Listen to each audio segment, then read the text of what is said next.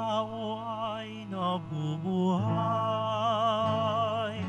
sa salita ng may kapal, ang pagkain kanyang bigay.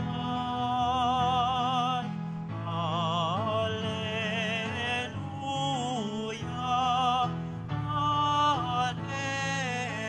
Alleluia, Alleluia, Alleluia.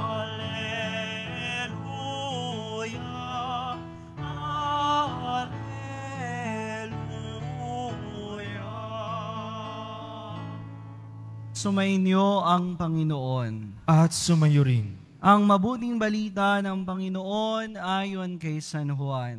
Papuri sa iyo, Panginoon. Noong panahong iyon, tumawid si Jesus sa ibayo ng lawa ng Galilea na tinatawag ding lawa ng Tiberias. Sinundan siya ng mga napakaraming tao sapagkat nakita nila ang mga kababalaghang ginawa niya sa pagpapagaling sa mga may sakit. Pumaon si Jesus sa burol kasama ang kanyang mga alagad at naupo roon. Malapit na noon ang pista ng Pasko ng mga Hudyo. Tumanaw si Jesus at nakita niyang dumarating ang napakaraming tao. Tinanong niya si Felipe, "Saan tayo bibili ng tinapay upang makakain ang mga taong ito?" Sinabi niya ito upang subukin si Felipe, sapagkat alam ni Jesus ang kanyang gagawin. Sumagot si Felipe, "Kahit na po halagang 200 denaryong tinapay ang bilhin ay di sasapat para makakain ng tika-kaunti ang mga tao." Sinabi ng isa sa kanyang mga alagad, si Andres na kapatid ni Simon Pedro, "Mayroon po ritong isang batang lalaki na may dalang 5 tinapay na cebada at 2 isda. Ngunit gaano ito sa ganyang karaming tao?" "Paupuin ninyo sila," wika ni Jesus. Madamo sa lugar na iyon, umupo ang lahat, humigit kumulang sa 5,000 ang mga lalaki. Kinuha ni Jesus ang tinapay at matapos magpasalamat sa Diyos, ay ipinamahagi sa mga tao. Gayon din ang ginawa niya sa isda. Binigyan ng lahat hanggang sa gusto nila. At nang makakain na sila, sinabi niya sa mga alagad, "Tipunin ninyo ang lumabis para hindi masayang." Ngayon nga ang ginawa nila, at nakapuno sila ng 12 bakol. Nang makita ng mga tao ang kababalaghang ginawa ni Jesus, sinabi nila, "Tunay na ito ang propetang paparito sa sanlibutan." Nahalata ni Jesus na lumalapit ang mga tao at pilit siyang kukunin upang gawing hari. Kaya muli siyang umalis na mag-isa patungo sa kaburulan. Ang mabuting balita ng Panginoon. Pinupuri ka namin, Panginoong Jesucristo. Magsiupo muna ang lahat.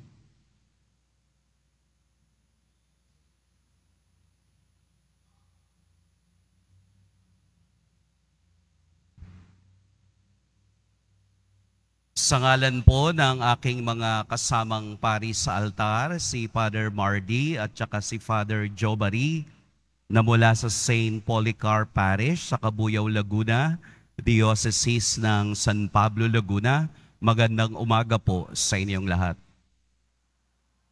Atin pong purihin at dakilain ang ating Poong Jesus Nazareno.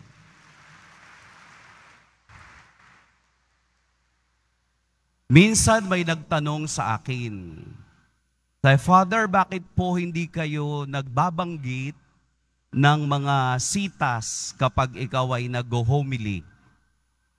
Isa lang po ang sagot ko, kasi ang homily, hindi siya Bible study. Ang homily ay reflection tungkol sa gospel. Kung gusto po din niyo na kayo ay makarinig ng iba't ibang sitas o biblical verses, dadalo po kayo sa mga Bible studies. So para maunawaan natin ang Ebanghelyo ngayon, Bible study muna tayo. Ganito po yun. Nung kami po ay nag-aaral ng theology, meron po kaming subject na tinatawag na Synoptic Gospel. Yun pong Synoptic Gospel ay iyong pagtingin sa tatlong ebanghelista sa kanilang paglalahad ng ebanghelyo. O Bible study pa lang to ha, mahirap na. Sino-sino po yung kasama sa Synoptic Gospel? Ito po yung tatlo. Si Mateo, si Marcos, at si Lucas. Pag inaral po namin sila, sila po ay inilalagay namin in parallel form. Ibig sabihin, tinitingnan namin kung saan sila magkakapareho. Kaya po, hiwalay naming inaaral ang ebanghelyo ng tatlo at hiwalay din po na inaaral ang ebanghelyo ni San Juan, kung saan galing yung ating ebanghelyo ngayon. Bakit po magkakaiba? Ganun po talaga. Malalaman nyo yan pag kayo ay nag-Bible study. Bakit ko po pinupunto sa inyo? Dahil isa ang gospel na narinig natin ngayon na silang apat ay mayroon. Yung multiplication of the bread o yung himala ng pagpaparami ng tinapay, meron silang apat. Hindi lang yung tatlo. Pati si San Juan meron. So ibig sabihin po, kapag ang apat na ebanghelista ay mayroong sanaysay tungkol sa isang pagkakataon o parte ng buhay ni Jesus, ito po ay napakahalaga. Yun po ang rason, napakahalaga ng himala ng pagpaparami ng tinapay. Simplihan lang po natin, kahit na ang tatlo ay iba-iba ng kanilang pagpapalagay, kapareho pa rin ng patutunguhan. Ano yon? Multiplication of the bread. Sample. 5 plus 5, 10. Ibahin natin. Nagbabago ba pag sinabi kong 6 plus 4? 10 pa rin. O kaya 7 plus 3, 10 pa rin. Ibig sabihin, kahit na ang katotohanan ng ebanghelyo ay nagpapakita ng himala ng Diyos, doon pa rin patungo sa kaluwalhatian at kapangyarihan ng ating Poong Jesus Nazareno. Lahat po tayo na naririto ay may iisang patutunguhan, ang dambana ng ating Poong Jesus Nazareno. Hindi tayo pare-pareho ng ginamit papunta dito. Mayroong iba, siguro may sasakyan. Tama po? Yung iba sumakay ng LRT. Yung iba nagbisikleta. O kaya naman yung iba lumipad. Ganun pa man, isa lang ang ating pinatunguhan. Ang maupo, makinig, sumamba at makiisa para sa kaluwalhatian ng ating Poong Jesus Nazareno. Marami po tayong pwedeng pag-usapan sa Ebanghelyo ngayon. Napakaraming parte ang pwede nating paghimay-himayin. Pero gusto ko lamang pong ibahagi sa inyo, yun bang parang center of attraction nung gospel? Sino at ano? Yung bata. Yung batang may dalang 5 tinapay at 2 isda. Ibig sabihin, yung bata lang ang nagpakita na meron siyang dala. Yung kasamahang matatanda, nakatago. Tama? Doon mo makikita kapag matanda na, kuripot na daw. Hindi naman. Itong pagpapakita ng himala ng ating Poong Jesus Nazareno ay isang himalang atin ding nararanasan tuwing tayo'y nakikiisa sa banal na misa. Sapagkat ang himalang iyon ay tinatawag na prefiguring the Holy Eucharist. Binibigyan ngayon ng atensyon ng Ebanghelyo sa pamamagitan ng kapangyarihan ni Jesus na ang tinapay na ito na nagiging kaniyang katawan ay ibinabahagi sa lahat ng sumunod sa kaniya. At tayong lahat ng naririto ay sumunod sa kaniya. Ang tanong, ano ang iyong dala? Ang batang nakita nila ay nagbigay ng 5 tinapay at 2 ista. Kakaunti. Pero anong sabi ni Jesus? Alam na ninyo ang nangyari. Sumobra, nakaipon pa ng napakaraming bakol. Maliit, pero napagkasya sa lahat. Ano po ang ibig sabihin nito? Na ang lahat ng bagay na ibibigay natin sa Diyos, kahit na maliit, ay nagiging biyaya para sa lahat. Walang maliit sa paningin ng Diyos. Walang malaki na palaging pupurihin. Ang maliliit na bagay na yan, kapag napagsama-sama, ay nagiging sapat para sa lahat. Kaya nga po, sa ating pagninilay sa Ebanghelyo, anong maliit ang aking daladala?